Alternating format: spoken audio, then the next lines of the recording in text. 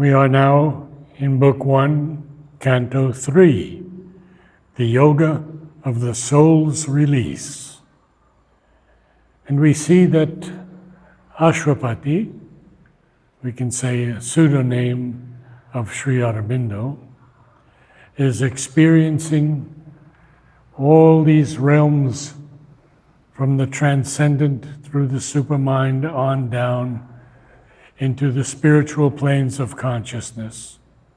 He is no longer in the ignorance, which is where we live.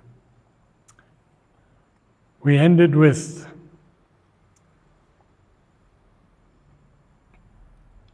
a few lines. A greater being saw a greater world. A fearless will for knowledge dared to erase the lines of safety reason draws that bar mind's soar, souls dive into the infinite. So we begin with these lines. Even his first steps broke our small earth bounds and loitered in a vaster, freer air. Now, Sri Aurobindo uses the word loitered, and to one who has been fully immersed in the English language, loitered usually means lingered aimlessly. Now, why did Sri Aurobindo use it? Well, for me, after Ashwapati's first steps that broke our small earth bounds, and note here the hyphenated word, earth bounds, which becomes for Sri Aurobindo and us a full word, not a hyphenated word. So, his first steps broke our small earth bounds. Then Ashwapati enters a space never entered before.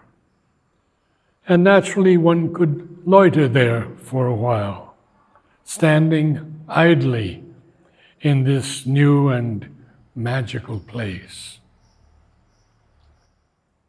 In hands sustained by a transfiguring might, he caught up lightly like a giant's bow, left slumbering in a sealed and secret cave, the powers that sleep unused in man within.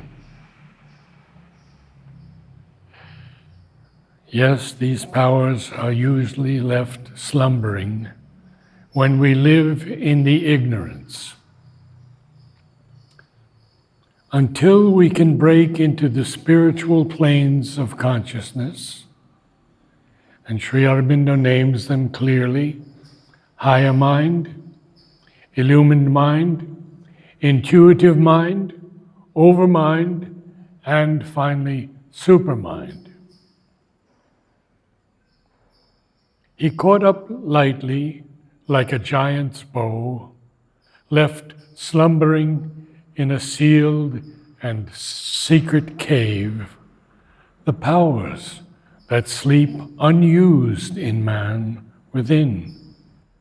He made of miracle a normal act and turned to common part of divine works, magnificently natural at this height, efforts that would shatter the strength of mortal hearts. Pursued in a royalty of mighty ease, aims too sublime for nature's daily will.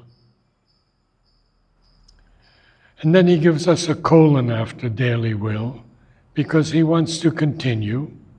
Sri Aurobindo did not use extensively punctuation marks, but here he has. We had comma after works, comma after height, one after hearts, and then colon after will, and now a semicolon. The gifts of the Spirit, crowding, came to him. They were his life's pattern and his privilege.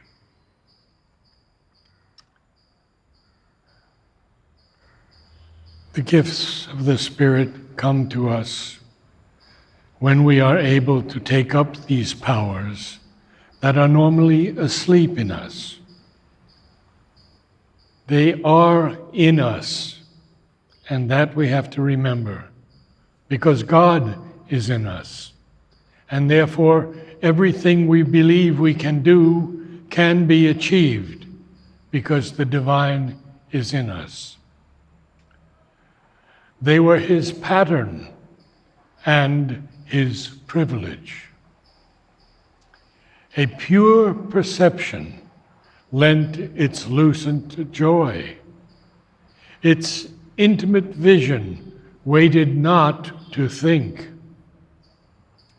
It enveloped all nature in a single glance.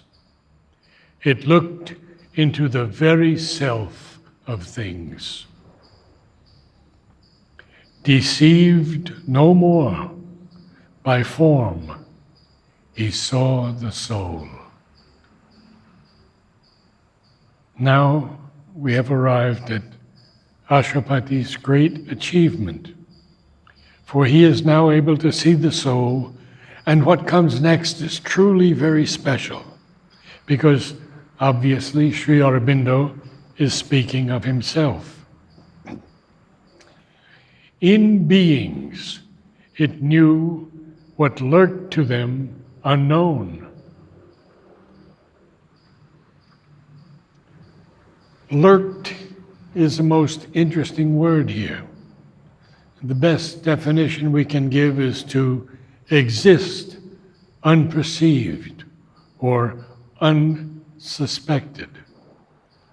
So in beings, in us, in human beings, it knew what lurked to them unknown.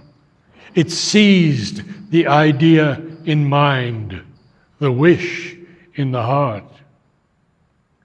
It plucked out from gray folds of secrecy the motives which from their own sight men hide. Mother told us often, when you go to the Samadhi, tell Sri Aurobindo everything. Even the darkest things you've been engaged in. She always asks, tell me everything, so I can put a force that will transform and take away these negative aspects.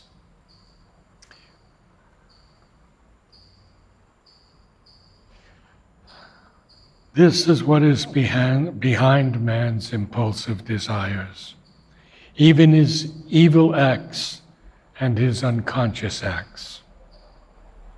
Now we continue with Ashwapati's great ascension. He felt the beating life in other men invade him with their happiness and their grief, their love, their anger, their unspoken hopes, entered in currents or in pouring waves into the immobile ocean of his calm. He heard the inspired sound of his own thoughts, re-echoed in the vault of other minds. We have been told, and it has been verified, of course, that during World War II, Sri Aurobindo was deeply in touch with Churchill. And he would put the words into Churchill that would give courage to the British people.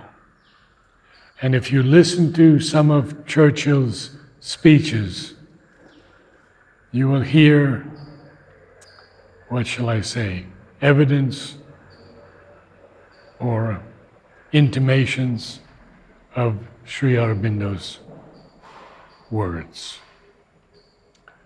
The world's thought streams traveled into his ken.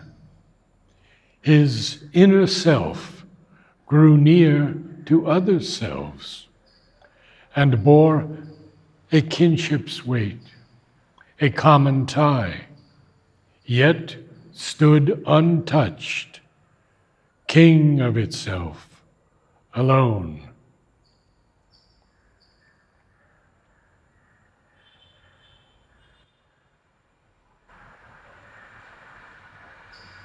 Those who were close to Sri Aurobindo, when in their bodies, would ask him many questions. For example, Dilip Kumar Roy wanted to know what this earth was, what its meaning is. And Sri Aurobindo said, the earth is a conscious being, and the world is only the form it takes to manifest.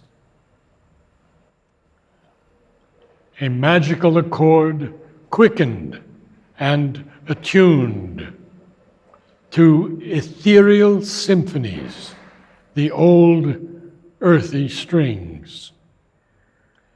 It raised the servitors of mind and life to be happy partners in the soul's response. Tissue and nerve were turned to sensitive chords, records of luster and ecstasy. It made the body's means the spirit's acolytes.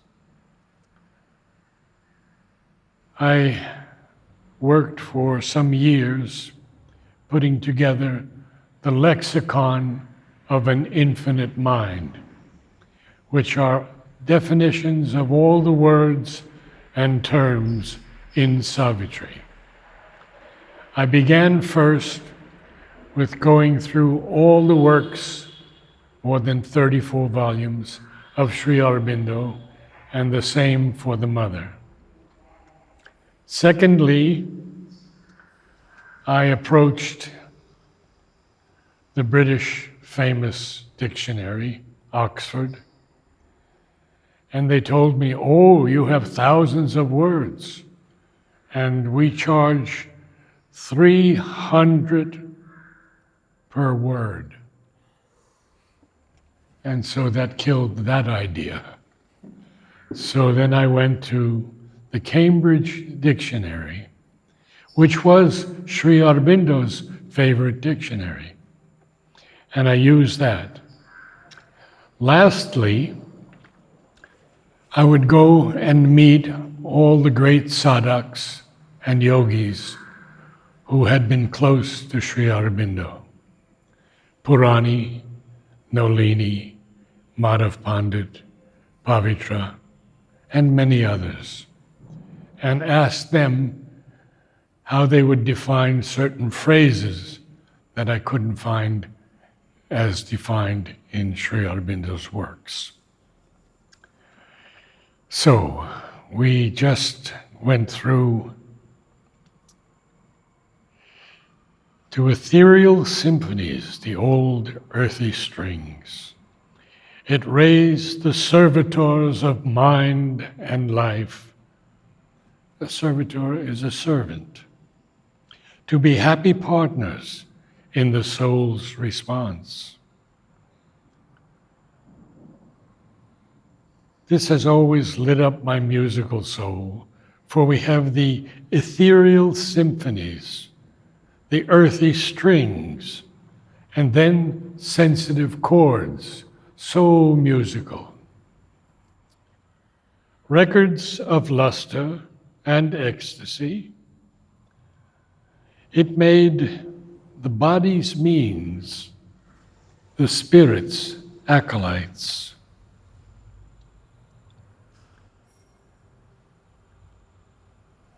An acolyte is an attendant or a junior assistant in any ceremony or operation. We might even say a novice or a follower. A heavenlier function with a finer mode, lit with its grace, man's outward earthliness. And this brings to my mind the memory of Purani's meeting with Sri Aurobindo. Purani comes before him and sees that Sri Aurobindo is now no longer the thin, almost emaciated man he once knew. And his skin has changed from a very dark complexion almost to white. His nails have become like our nails.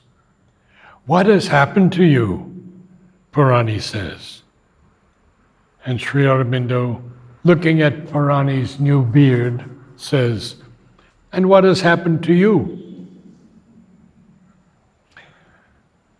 A heavenlier function with a finer mode, the soul's experience of its deeper sheaths, no more slept drugged by matter's dominance. Matter, of course, is inconscient, a word Sri Aurobindo uses often in Savitri. So not only is it filled with ignorance, but even below matter is the inconscience. Matter has a basic consciousness within it.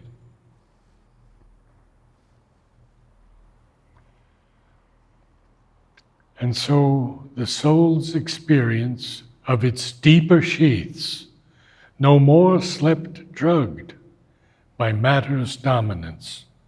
For us, living in the ignorance of body, life, and mind, matter is dominant to us. We can shape it, we can change it, and we can create many, many things of it. So now, this soul's experience that Ashwapati has, and the deeper sheaths of that experience, are no longer affected by matter and the dominance of matter. In the dead wall, closing us from wider self,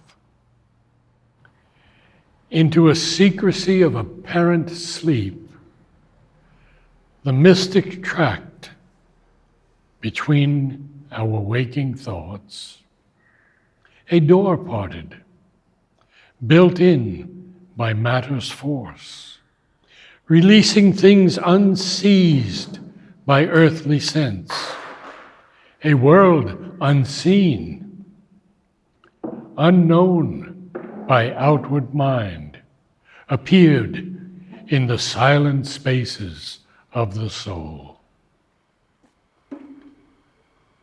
I should go and discuss a little bit. This dead wall that's closing us from wider self. Here's what Sri Aurobindo said when he gave a birthday gift to one of his disciples. A veil behind the heart, a lid over the mind, keep us from the divine. Love and devotion rend the veil, and in the silence of the mind, the lid thins and vanishes. So now we have learned that it is a dead wall that keeps us from our wider self. And through love and devotion and the silence of the mind, it will disappear. In other words, the veils that we cover ourselves, the veils of education, family, environment, work, all those veils are keeping us from the divine unless we can connect with the divine. In the dead wall, closing us from wider self, into a secrecy of apparent sleep. Most of us truly are asleep. We wake at times, perhaps. We pray. We have our devotions. We have our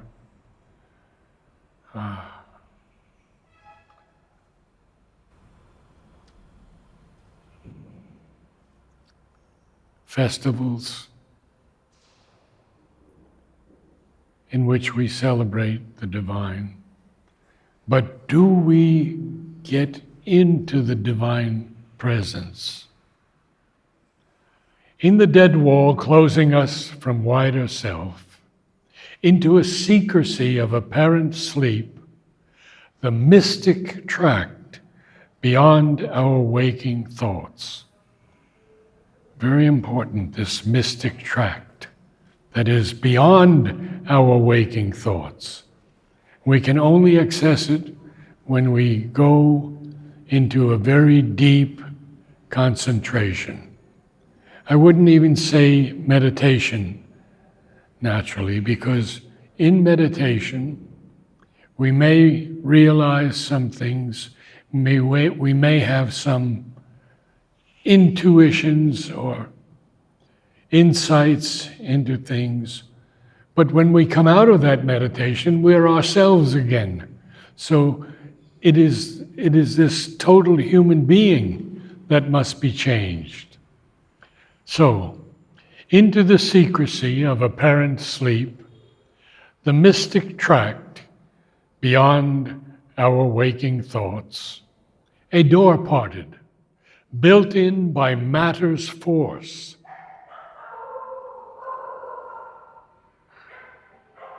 releasing things unseized by earthly sense. A world unseen, unknown by outward mind, appeared in the silent spaces of the soul.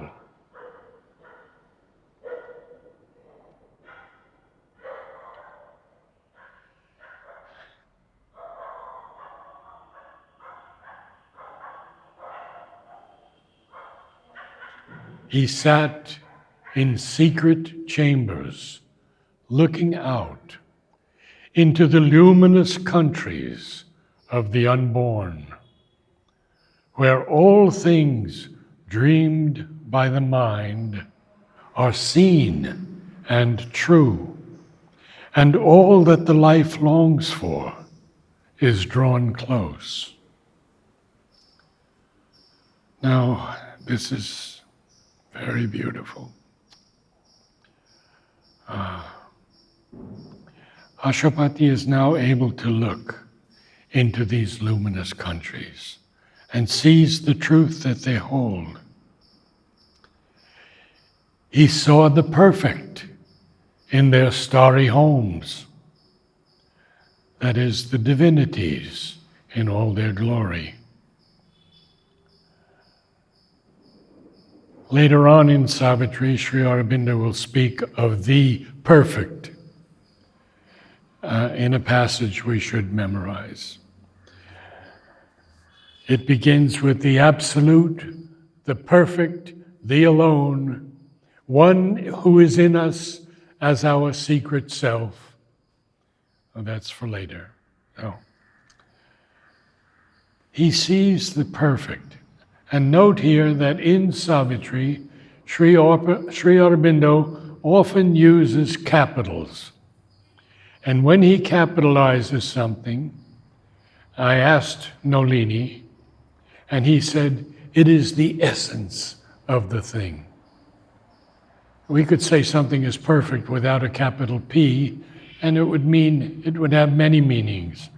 But now he saw the perfect in their starry homes, wearing the glory of a deathless form, lain in the arms of the Eternal's peace, wrapped in the heartbeats of God ecstasy. He hyphenates heartbeats and he hyphenates God ecstasy.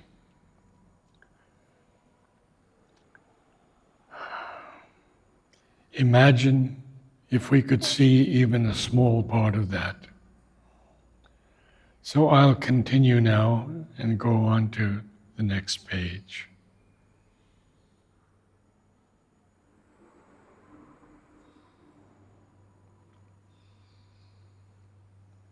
He lived in the mystic space where thought is born, and will is nursed by an ethereal power, and fed on the white milk of the eternal strengths, till it grows into the likeness of a God. In the witness's occult rooms, with mind-built walls, on hidden interiors, lurking passages, opened the windows of the inner sight. He owned the house of undivided time. Lifting the heavy curtain of the flesh, he stood upon a threshold, serpent-watched, and peered into gleaming, endless corridors, silent, and listening in the silent heart for the coming of the new and the unknown. So he lifts this heavy curtain of the flesh, our form. And what is behind our form but the psychic being or the soul? So he lifts that so he can see these things. He calls it the heavy curtain of the flesh. And we know that the body is often for us a heavy curtain. It gets ill, it has sorrow, it has challenges, fights, etc. And eventually it passes away. We'll get into that another time. But he peers into this threshold that is serpent-watched. And the serpent is, in a way, the guardian of passages that mortals cannot enter. Even Mother had an experience once when she saw this huge cobra guarding a passageway, and Mother wanted to get through. This is the Divine Mother. And the cobra says to her, only when you have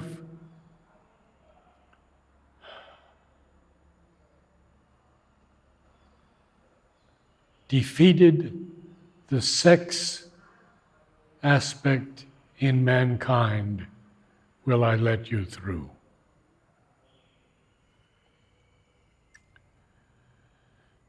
He gazed across the empty stillnesses and heard the footsteps of the undreamed idea in the far avenues of the beyond. He heard the secret voice, the word that knows, and saw the secret face that is our own. incredible passage. He sees the secret face that is our own. He sees us before we took the leap downward into the body, into the form. When we were with him as the unified soul. He heard the secret voice, the word that knows, and saw the secret face that is our own. The inner planes uncovered their crystal doors. Strange powers and influences touched his life. A vision came of higher realms than ours. Yes, there are many higher realms than ours. And I've already mentioned the spiritual realms of consciousness. But even above, we can be above the supramental and go into Satchidananda, existence, consciousness, and bliss. A vision came of higher realms than ours. A consciousness of brighter fields and skies. Now, I'm going to share with you some of Sri Aurobindo's writings on consciousness. Ordinarily, we mean by it, consciousness, our first obvious idea of a mental waking consciousness, such as is possessed by the human being during the major part of his bodily existence, when he is not asleep, stunned, or otherwise deprived of his physical and superficial methods of sensation. In this sense, it is plain enough that consciousness is the exception and not the rule in the order of the material universe. We ourselves do not always possess it. In such a view, the word consciousness changes its meaning. It is no longer synonymous with mentality, but indicates a self-aware force of existence, of which mentality is a middle term. Below mentality, it sinks into vital and material movements, which are for us subconscient. Above, it rises into the supramental, which is for us the superconscient. But in all, it is one and the same thing, organizing itself differently. This is, once more, the Indian conception of Chit, which, as energy, creates the worlds. And in one of his letters on yoga, he writes, consciousness is not only power of awareness of self and things. It is, or has also, a dynamic and creative energy. It can determine its own reactions or abstain from reactions. It can not only answer to forces, but create or put out forces, out from itself forces. Consciousness is Chit, but also Chit Shakti. And this is very important to understand, because Chit Shakti is the power of Prakriti. And the Purusha, who stands behind and supports the work of Shakti in all the creation, is here working also. So, lastly, I'll quote one more from Sri Aurobindo. To me, for instance, consciousness is the very stuff of existence, and I can feel it everywhere, enveloping and penetrating the stone as much as man or the animal. A movement, a flow of consciousness is not to me an image, but a fact. If I wrote, "His anger climbed against me in a stream," it would be to the general reader a mere image, not something that was felt by me in a sensible experience.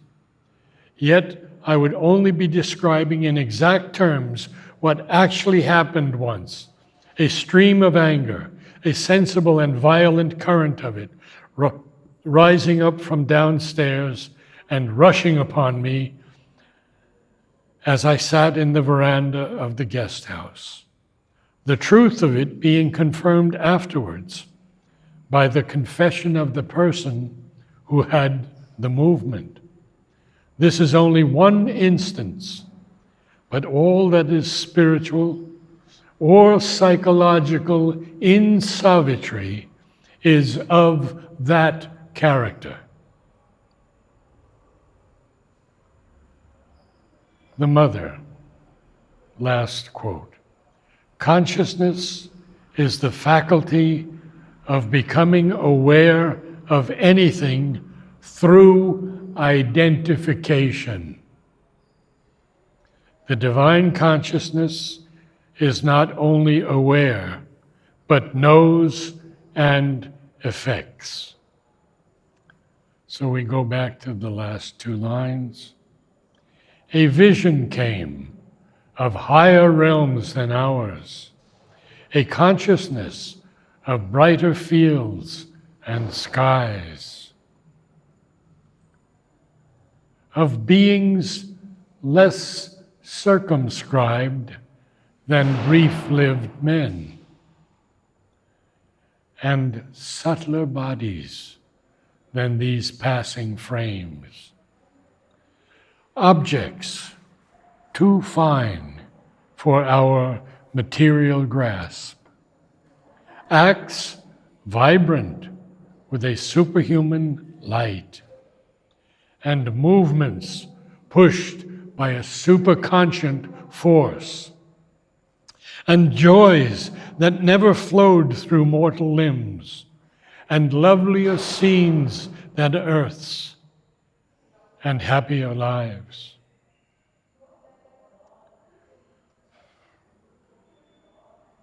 A consciousness of beauty and of bliss. A knowledge which became what it perceived, replaced the separated sense and heart, and drew all nature into its embrace.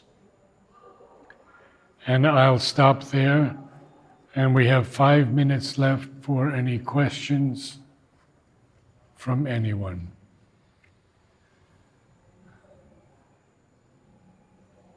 Don't be shy.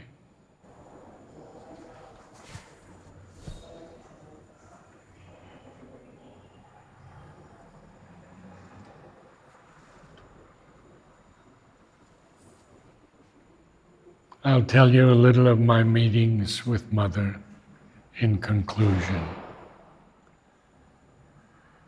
I arrived on the 23rd of November, 1961. And immediately the next day, on Darshan Day, November 24th, Mother asked to see me. She was, at that time, alone, sitting in her beautiful chair in Sri Aurobindo's rooms. She greeted me with such power and such love and such beauty that I fell at her feet and placed my head on her feet.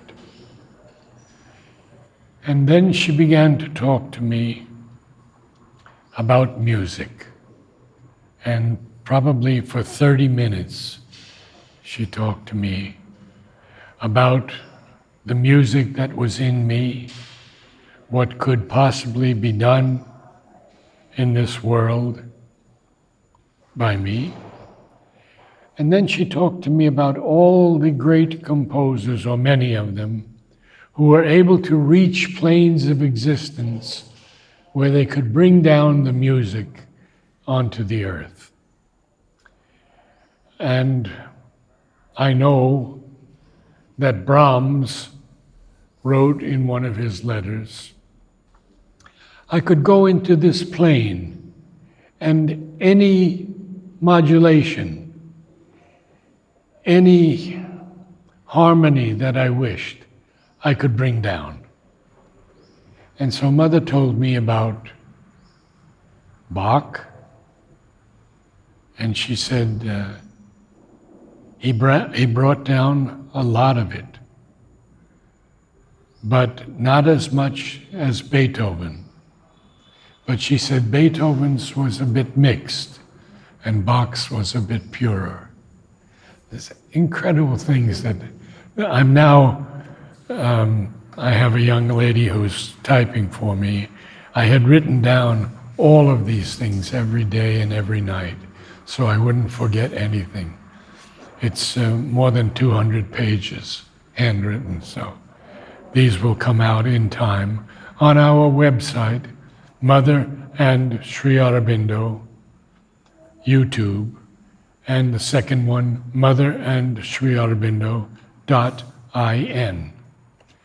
On this website, you can find all the writings of Sri Aurobindo and the Mother, and almost all of them by their disciples. It's an extraordinary work, and we work on it every day. I have six people working for me. And on the YouTube channel are all the recorded videos, interviews with hundreds and hundreds of people, older disciples, in which I call the early days of the ashram, more recent disciples, disciples who have passed away, Aurovillians, and many others. So please make use of it. It's all free, no charge at all for anything. You can download anything freely. And it is a work of harmony, peace, and beauty.